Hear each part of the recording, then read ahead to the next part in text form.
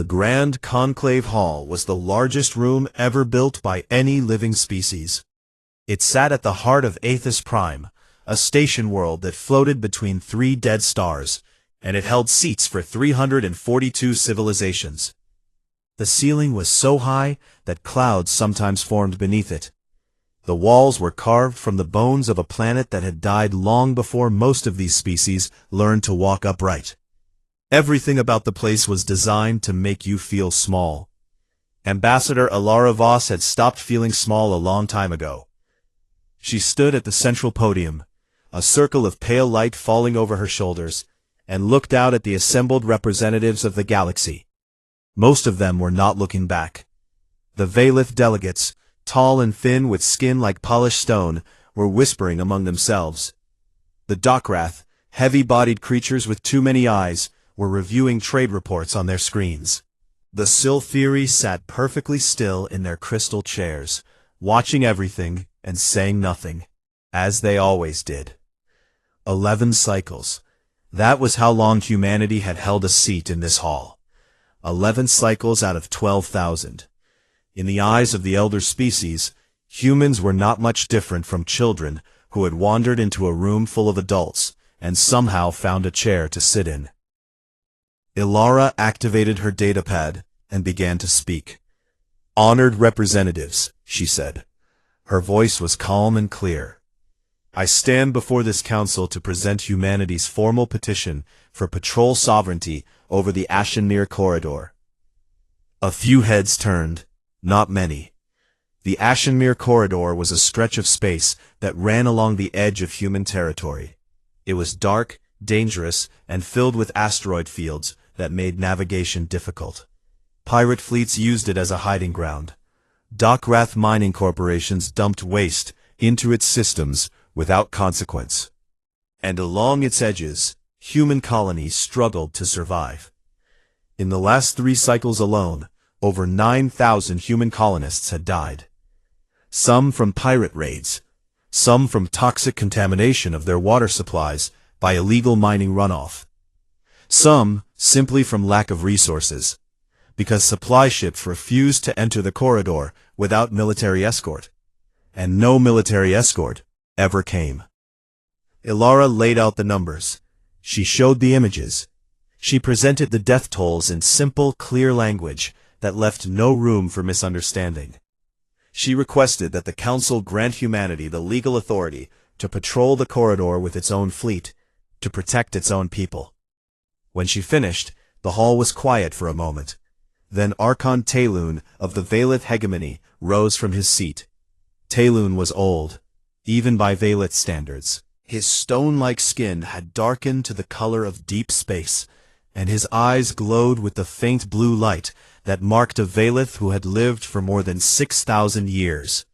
He had held his position on the council for longer than humanity had known how to make fire. He looked at Ilara the way a mountain might look at a blade of grass. "The council acknowledges the Terran petition," he said, his voice deep and slow, each word carefully placed. "However, the matter of patrol sovereignty is one that requires careful consideration. The Ashenmere corridor borders the territories of 7 council members.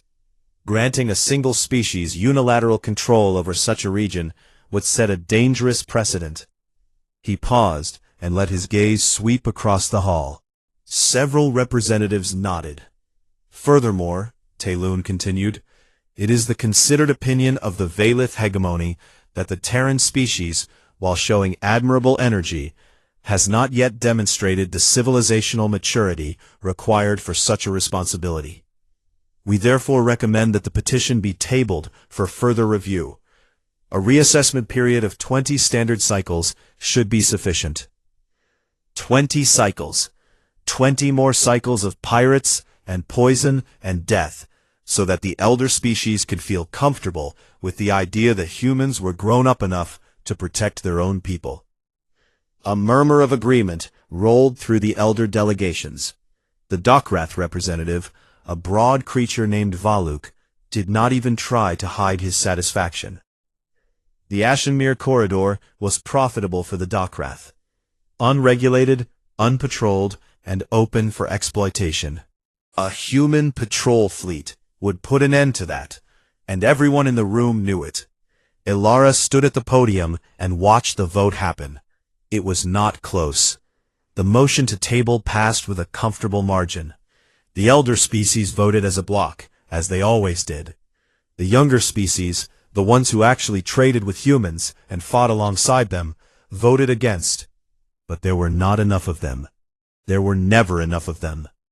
The hall settled back into its routine. Conversations resumed. Screens flickered. The Valith delegation returned to their whispered discussions, as though nothing of importance had happened.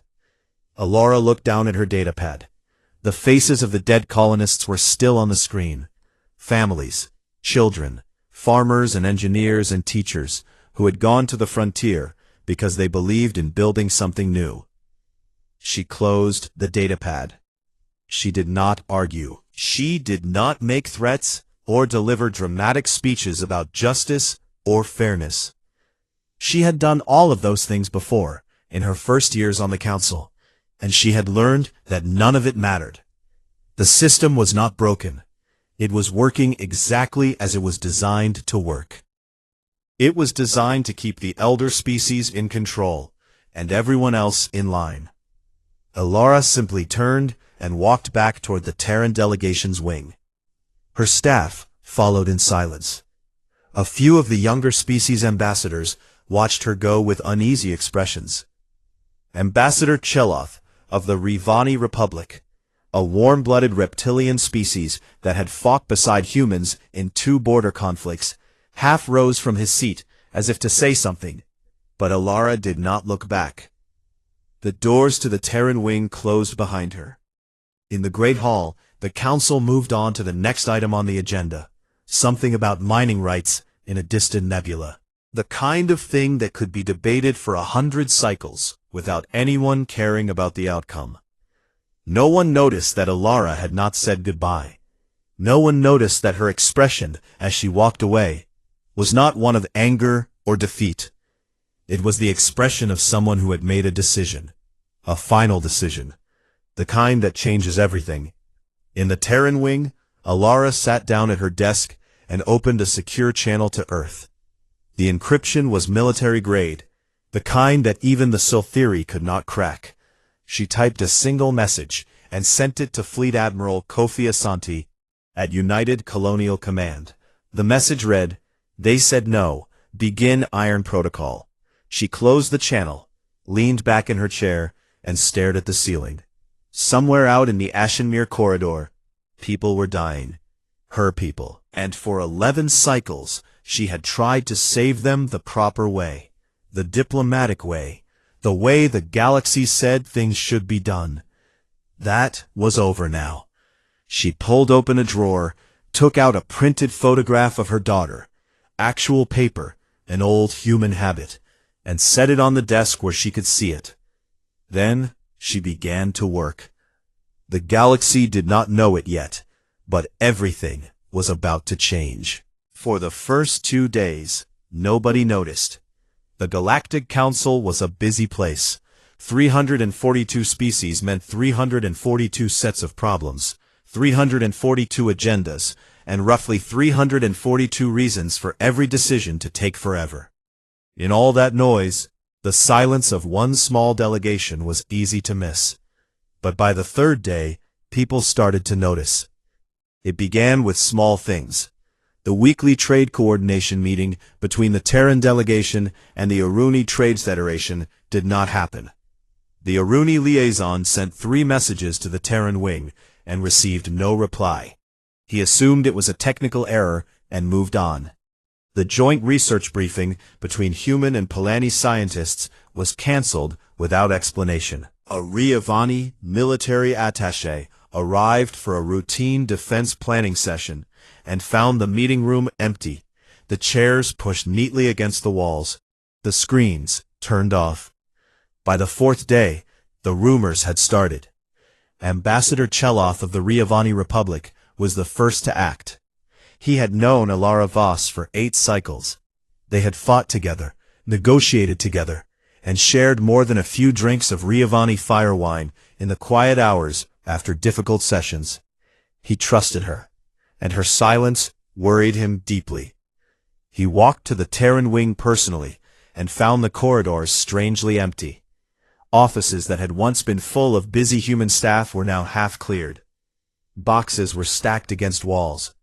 Personal items had been removed from desks. The air still smelled faintly of coffee, that strange bitter drink that humans seemed unable to live without.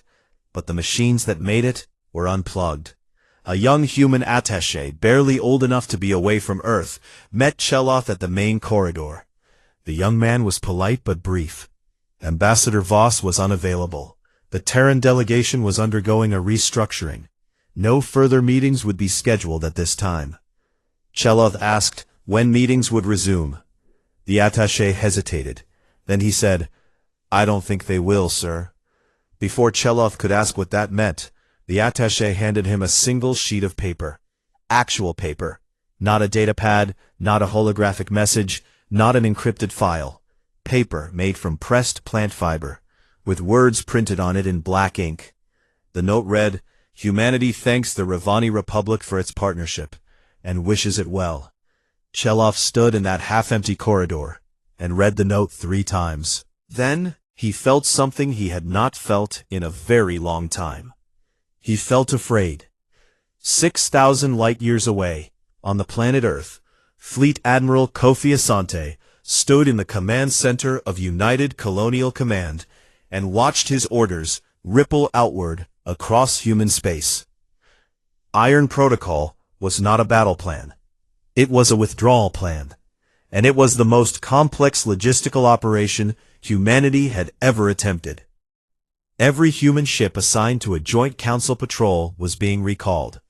Every human trade convoy operating under council navigation agreements was rerouting to independent corridors. Every human scientist working on a council-sponsored research project was packing their data and coming home. Every human diplomat, liaison, translator, mediator, and advisor stationed on alien worlds was receiving the same message. Come home. Bring everything.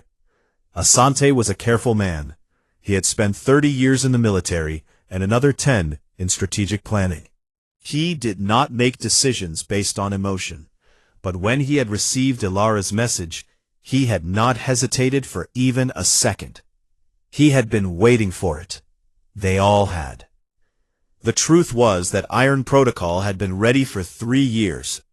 It sat in a classified file that only 12 people in all of human civilization knew about. Ilara was one of them. Asante was another.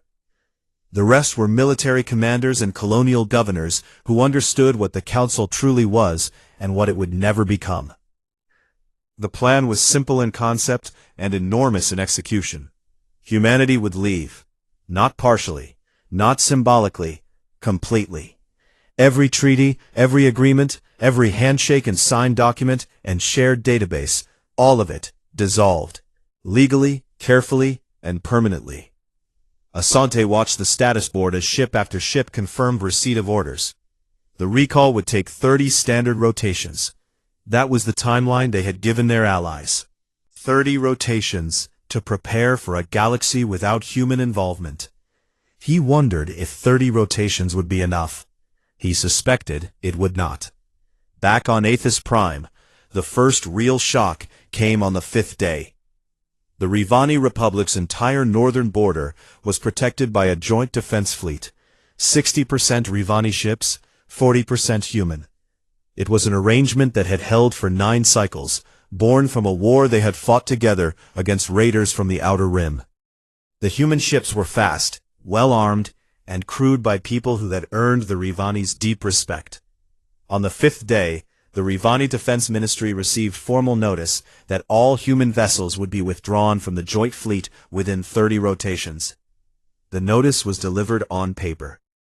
Cheloth read it and immediately requested an emergency meeting with the Valith delegation. He was told that Archon Telun was busy. He was told to submit a formal petition. He nearly broke the communication panel with his fist. By the 7th day, similar notices had reached 31 species across the galaxy. The messages were all different in their details, but identical in their meaning. Humanity was leaving. Not threatening to leave, not negotiating, leaving. The Aruni Trade Federation received notice that human freighter captains, who carried nearly 18% of all goods moving through the central trade lanes, would cease operations under council agreements within 30 rotations.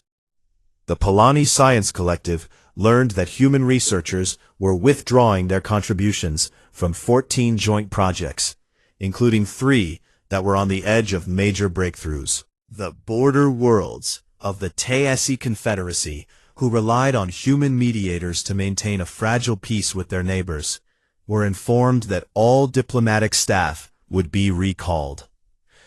And in the Ashenmere Corridor, the handful of human patrol ships that had been quietly, unofficially keeping the peace, ships that the Council had never authorized but had never complained about either, those ships turned around and headed home. The corridor went dark. On Aethys Prime, the halls of the Council began to buzz with a new kind of energy. Not the usual slow hum of bureaucracy, but something sharper, something that tasted like panic. Ambassadors who had never spoken to the Terran delegation in their lives were suddenly desperate to reach them.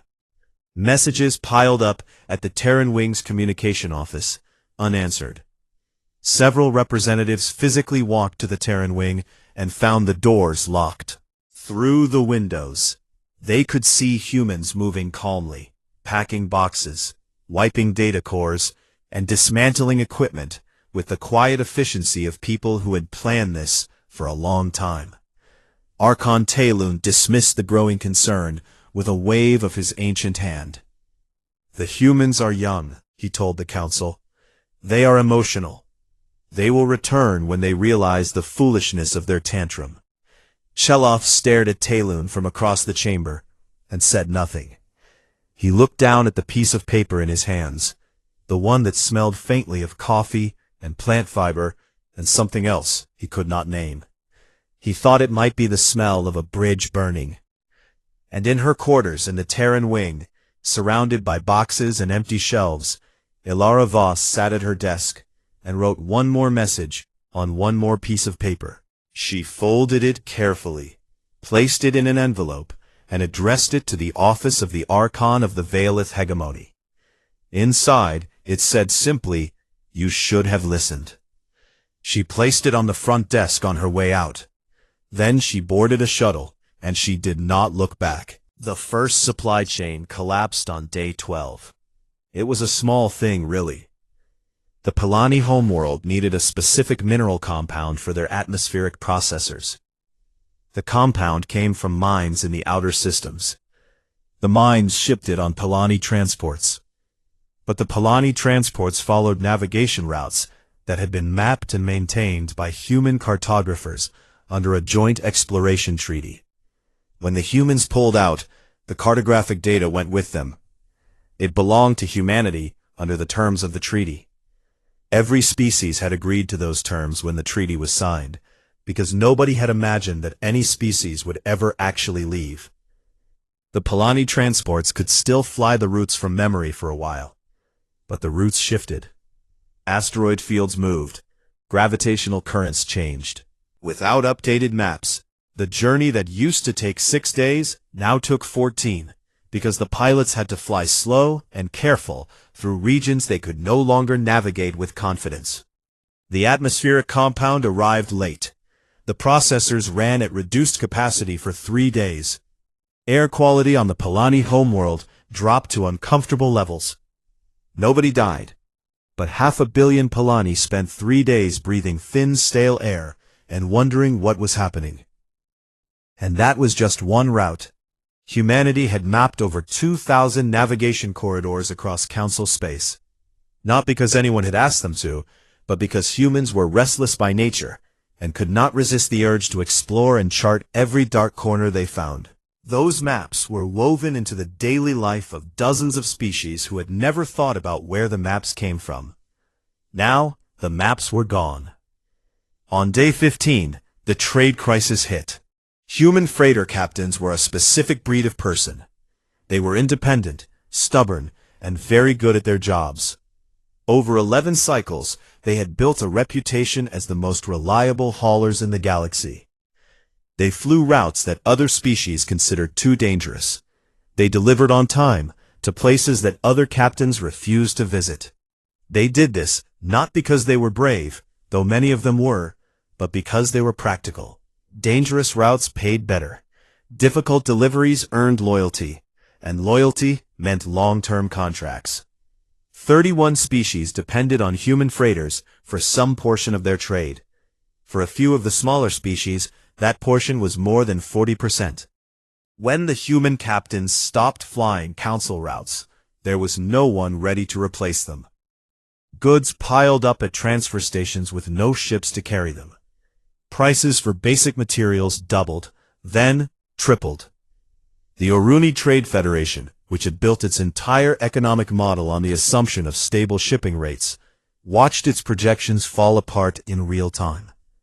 The Oruni finance minister had to be sedated after reviewing the quarterly numbers. On day 18, the Ashenmere corridor became a nightmare. With the human patrol ships gone, the pirate fleets that had been hiding in the asteroid fields came out in force. They were not subtle about it. In the first week alone, they hit 12 merchant convoys and 2 colony supply ships. They took everything of value and left the crews floating in damaged vessels. Sometimes alive, sometimes not. The Council had never officially acknowledged that human ships were patrolling the corridor. Officially, it was an uncontrolled zone under joint jurisdiction, which in practice meant no jurisdiction at all. But everyone had known the humans were there. Everyone had quietly relied on them to keep things under control. Now everyone could see what no jurisdiction actually looked like. The Dockrath Consortium was hit hardest by this, which surprised many people. The Dockrath had been the loudest voices against humanity's patrol petition. Their corporate operations in the corridor had thrived in the absence of regulation, but it turned out that even illegal operations needed a certain amount of order to function. Pirate fleets did not care whether you were a legitimate trader or a Dockrath smuggler. They robbed everyone equally. Valak, the Dockrath representative, filed a demand with the Council for emergency military patrols in the Ashenmere corridor. The demand was reviewed, debated, assigned to a committee, and scheduled for a preliminary vote in 40 rotations. The system was working exactly as it always worked, which was to say, slowly and uselessly. On day 20, the research collaborations collapsed. 14 joint projects between human scientists and other species came to a halt. The human researchers had withdrawn their data contributions, their analysis frameworks, and their experimental methodologies. Everything they took was legally theirs. The treaties were very clear on intellectual property rights. No one had ever expected those clauses to matter.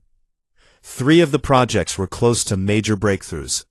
One was a xenomedical initiative that had been working on a treatment for Varathi cellular degradation, a disease that killed tens of thousands of Varathi every year. The human genomics data that formed the foundation of the research was gone overnight. The Varathi lead scientist reportedly stood in her empty lab for an hour, staring at blank screens, before she sat down and cried. On day 22, the border conflicts reignited. The Taesi Confederacy and the Morith Collective had been in a slow-burning territorial dispute for 60 cycles. It had never erupted into open war because human diplomats had been quietly mediating between them for the last 8 years. The humans had a talent for this kind of work. They were outsiders, which made them neutral. They were persistent, which made them effective. And they genuinely seemed to care about finding solutions, which made them trusted. When the human mediators left, the trust went with them. Within days, the Taesi and the Morith were exchanging threats. Within 2 weeks, warships were moving toward the disputed zone. On day 25, Archon Tealun called an emergency session of the Galactic Council. The Great Hall was full for the first time in years. Every seat was occupied, Every screen was active. The noise was enormous. Species that normally sat in dignified silence were arguing openly. The Aruni were shouting about trade losses.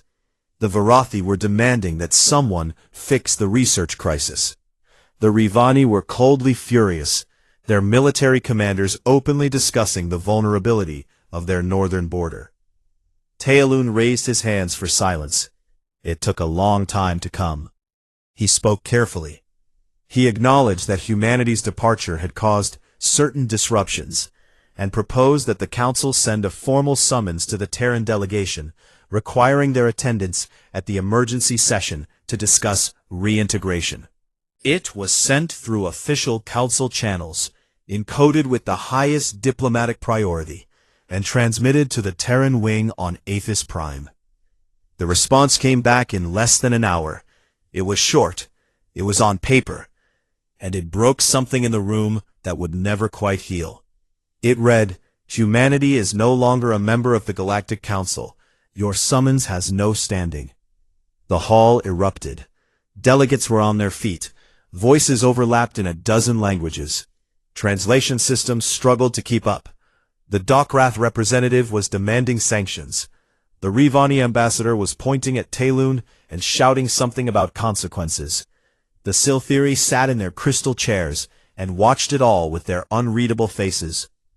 Taelun stood at the center of the storm, and for the first time in his 6,000 years of life, he did not know what to say. The system that had run the galaxy for 12,000 cycles was shaking, and the ones who had shaken it were already gone. Somewhere in the Ashenmere corridor, a human colony received its first supply shipment in weeks. It came not from a council-approved route, but from a human freighter flying an independent path, escorted by 2 armed human patrol ships that answered to no one but Earth. The colonists unloaded the supplies in the pale light of a dying star, and looked up at the sky. For the first time in years, they did not feel forgotten. The galaxy was falling apart, and humanity was just getting started. The emergency summit was the first of its kind in 600 cycles. The last one had been called when the Keth Dominion collapsed into civil war, and 3 billion refugees flooded into neighboring systems. That crisis had taken decades to resolve. This one, many feared, might take longer. The Great Hall had been reconfigured for the occasion. The normal circular seating arrangement, which placed every species at an equal distance from the center, had been replaced by a long table. Archon Taelun sat at its head, because of course he did. The Valith always sat at the head. It was tradition. It was protocol. It was exactly the kind of thing that had caused this crisis in the first place. Taelun opened the summit with a speech that lasted 40 minutes. He spoke about unity. He spoke about the sacred bonds of galactic civilization. He spoke about the dangerous precedent that humanity's withdrawal represented. And then, carefully, deliberately, he proposed sanctions. Economic sanctions against Earth and all human colonies. A freeze on all human assets held in Council-controlled financial systems. A ban on any Council member engaging in bilateral trade with humanity outside of Council-approved channels. He framed it as necessary discipline, a lesson for a young species that had forgotten its place. The elder species murmured in approval. The Dockrath nodded eagerly. Even some of the mid-tier species, rattled by the chaos of the past weeks, seemed tempted. Then, Ambassador Cheloth of the Rivani Republic stood up. Cheloth was not a tall being by galactic standards. His species were compact, reptilian, built for endurance rather than display. His scales were a dull bronze, scarred in places from old battles. He was not the kind of person who drew attention when he entered a room. But when he spoke, people listened, because Cheloth only spoke when he had something worth saying. He looked at Taelun for a long moment. Then he looked at the rest of the hall. And then he began to speak. "I have listened to the Archon with great interest," Cheloth said. His voice was steady and flat. "He speaks of unity and sacred bonds. He proposes punishment for the species that dared to leave our table. But I wonder if the Archon has asked himself a simple question. Why did they leave? The hall was quiet. They did not leave because they are young or foolish or emotional, Cheloth continued. They left because we failed them. They came to us with dead colonists, 9,000 dead.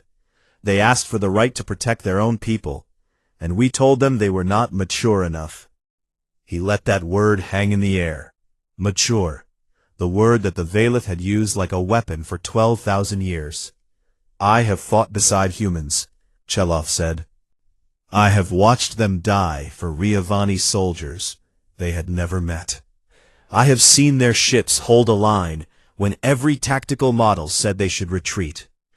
And I have sat in this hall and watched the elder species treat them like children who wandered in from the cold. He turned to face Talun directly. The humans did not break this council, Archon. You did.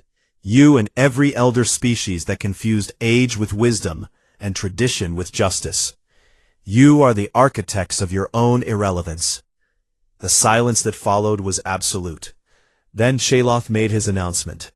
The Riavani Republic was formally suspending all cooperative agreements with the Valeth hegemony. Military coordination, trade partnerships, scientific exchanges, all of it frozen.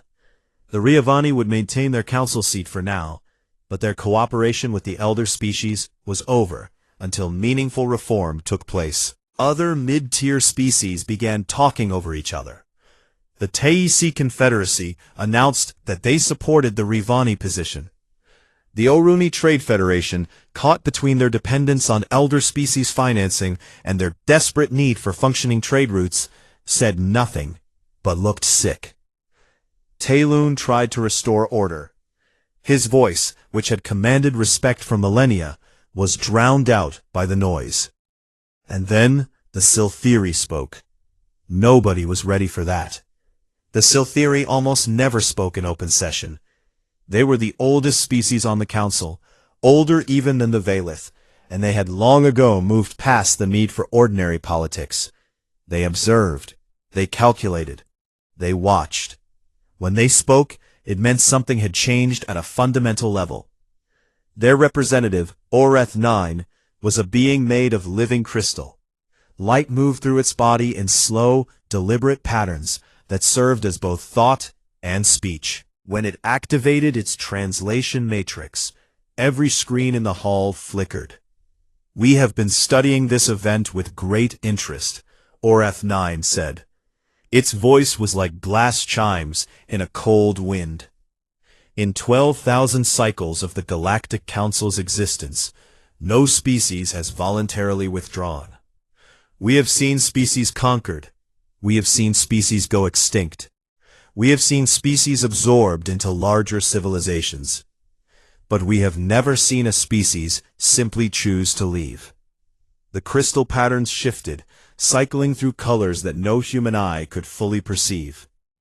We have modeled this event extensively. Our conclusion is as follows. The human withdrawal is not irrational. It is not emotional. It is the most rational response to a system that punished participation and rewarded silence. The humans calculated that their contributions exceeded their benefits, and they acted accordingly. The mathematics are quite clear. Oreth 9 paused, and the light within its body turned a deep, cold blue. We find this profoundly interesting. That was all it said. But it was enough. The Silthiri had just told the galaxy, in their calm and clinical way, that humanity was right. While the Council tore itself apart, 6,000 light-years away, humanity was building.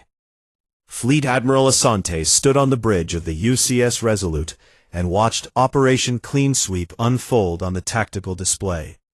24 human warships, freed from Council regulations and rules of engagement, swept through the Ashenmere corridor like a storm.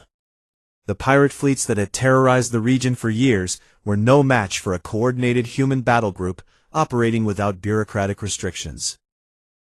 It took 9 days. 9 days to do what the Council had failed to do in 40 cycles. The stolen goods were recovered where possible. The shipping lanes were cleared and secured. Human patrol ships took up permanent positions at key points throughout the corridor. And for the first time in living memory, the Ashenmere corridor was safe. The colonists celebrated. Supply ships began moving freely. Trade resumed. Families that had been living in fear for years stepped outside and breathed the air without listening for the sound of raider engines. And the rest of the galaxy noticed. Non-council species, civilizations that had never joined the council because they were too small, too new, or too proud, began sending messages to Earth. They wanted trade deals, defense agreements, scientific partnerships, not through the council, directly, species to species, built on mutual respect and fair terms. Earth's diplomatic office, which had been quiet for weeks, was suddenly overwhelmed with incoming communications. Ambassador Voss, now operating from a temporary office on the colony world of New Carthage, spent her days in back-to-back meetings with representatives of species that the Council had long ignored. The Thren, an insectoid species with brilliant engineering skills and no military to speak of, offered to share their construction technology in exchange for human patrol protection of their home system. The Valesi, a peaceful aquatic species that had been bullied by the Dockraft for decades, asked if humanity would stand with them at the negotiating table.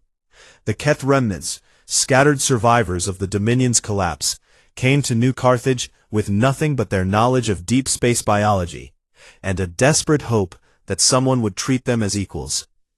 Elara said yes to all of them, not because humanity needed their help, though it did, but because she remembered what it felt like to ask for help and be told you were not mature enough to deserve it. On Aethys Prime, Archon Talun sat in his private chambers and reviewed the intelligence reports. The sanctions proposal had failed. Too many species had refused to support it. The Council was fractured, its authority weakened, its relevance openly questioned for the first time in its long history. He stared at the piece of paper that still sat on his desk, the one that said, "You should have listened." For the first time in 6,000 years, Talun felt something unfamiliar. It took him a long time to identify it. It was doubt. And across the galaxy, on 100 worlds and 1,000 ships, humanity kept building, quietly, steadily, and without asking anyone's permission. 6 months had passed since humanity walked out of the Galactic Council, and the galaxy looked nothing like it had before. The Council still existed. The Great Hall on Aethys Prime still hosted sessions. Archon Talun still sat in his chair. But the room felt emptier now, even when every seat was filled. 12 species had formally downgraded their membership, reducing their participation to observer status only. Another 20 had stopped attending sessions altogether, though they had not officially withdrawn. They simply stopped showing up, the way you stop visiting a house where you no longer feel welcome.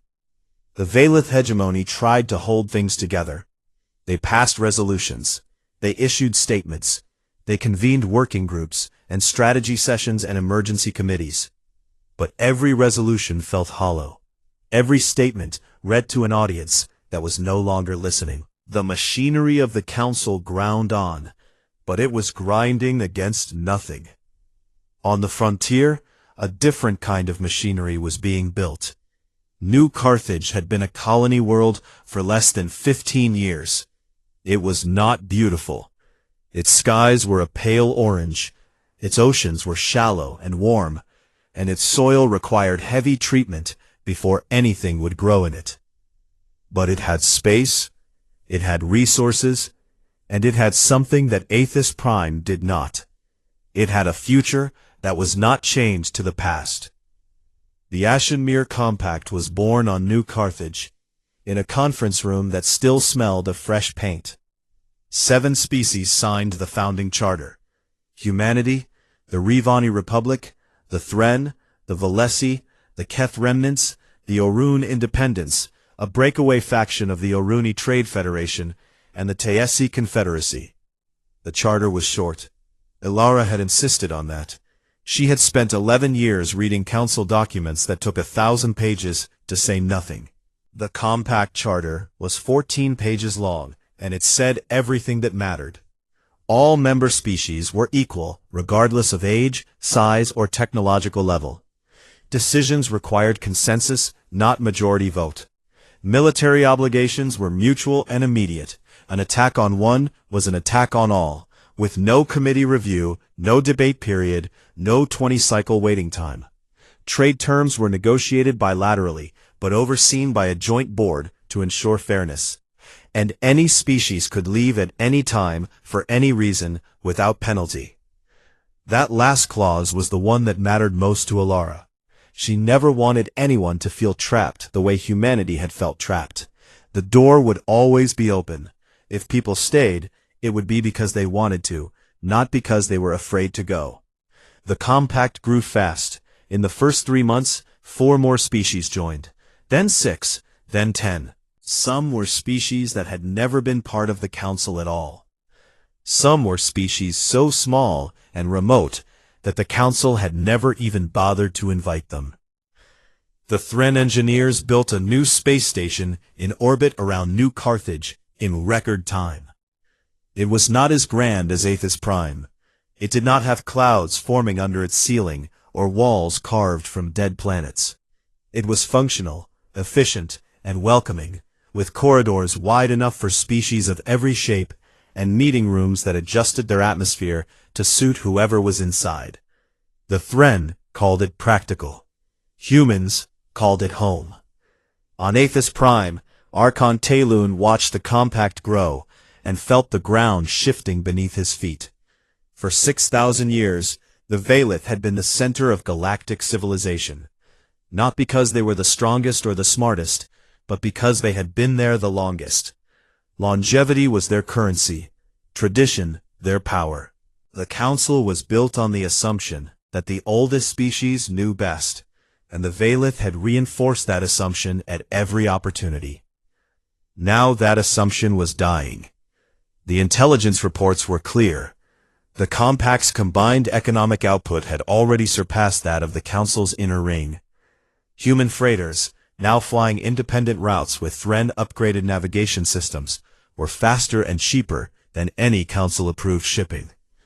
The Ashenmere Corridor, once a lawless wasteland, was now one of the safest and most profitable trade routes in the galaxy.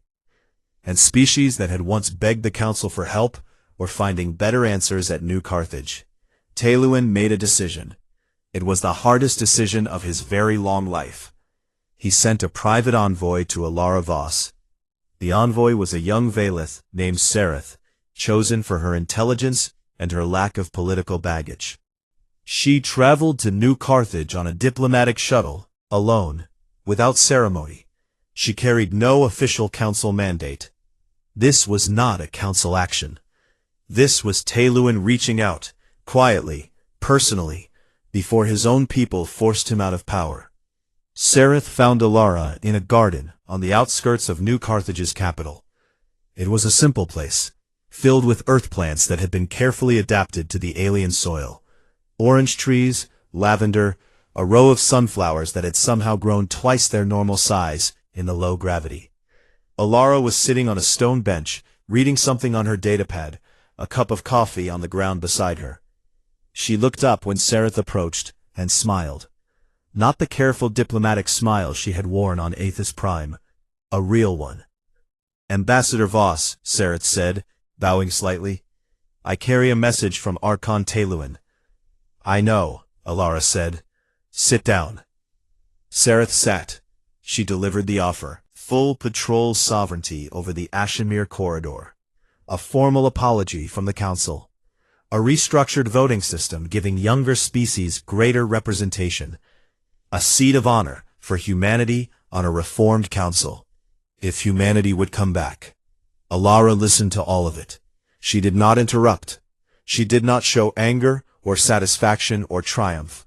She simply listened, the way she had always listened, with the full weight of her attention. When Sereth finished, Alara was quiet for a moment. She picked up her coffee, took a sip, and set it down again. Then she spoke. 3 years ago, she said, I would have accepted that offer without hesitation. I would have gone back to the council, taken the apology, and tried to make things work from the inside. I spent 11 years trying to do exactly that. She looked out at the garden. A warm wind moved through the sunflowers. But something happened when we left. Something I did not expect. We stopped trying to fit into a system that was not built for us, and we started building one that was. Not just for humans, for everyone. The Thren came to us with nothing but their skills and their pride, and now they are building stations that outperform anything on Aethys Prime. The Velesi spent decades being pushed around by the Dockrath, and now they sit at our table as equals, and no one pushes them at all. The Keth lost everything in their civil war, and we did not ask them to prove they were mature enough to deserve help. We just helped. She turned to look at Sereth. The council was built by elder species to serve elder species. I do not say that with anger. It is simply true, and no amount of reform will change its foundation. You cannot fix a building by repainting the walls when the problem is in the ground it stands on. Sereth was quiet. Her stone-like skin had paled slightly, which for a Valeth meant she was experiencing something intense. What are you saying? Sereth asked. I am saying that humanity is not coming back to the council, Alara said. But I am also saying that the Valeth are welcome to join the compact. As equals, not as leaders, not as elders, as partners with the same rights and the same obligations as the Thren, the Velesi, and every other species at our table. No more, no less. Sereth stared at her. In 6,000 years of galactic history, no species had ever offered the Valeth anything less than deference. They were the oldest. They were the founders. Respect was owed to them by default, or so they had always believed. And now as human, a member of a species that had been in space for barely 2 centuries was offering them a chair. Just a chair. I will convey your message to the Archon, Sereth said carefully. Please do, Alara said.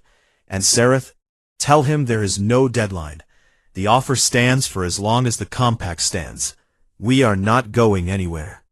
Sereth rose, bowed again, and walked back to her shuttle. Alara watched her go. The shuttle lifted off and climbed into the orange sky, becoming a point of light and then nothing. Alara sat in the garden for a while longer. The sunflowers swayed. The coffee grew cold. Behind her, the lights of New Carthage were beginning to come on, as the short day faded into evening. She could hear sounds from the city, construction equipment, laughter, music from a Thren instrument that made a sound like rain falling on glass. She took the photograph of her daughter from her pocket. It was worn at the edges now, soft from handling. Her daughter was on a colony ship heading for the outer reaches, part of a new wave of explorers pushing further into the unknown. She was 23 years old and completely unafraid of the dark. Alara smiled and put the photograph away. The galaxy was changing. The old order was fading, not with a war or a catastrophe, but with something quieter and more powerful. A choice.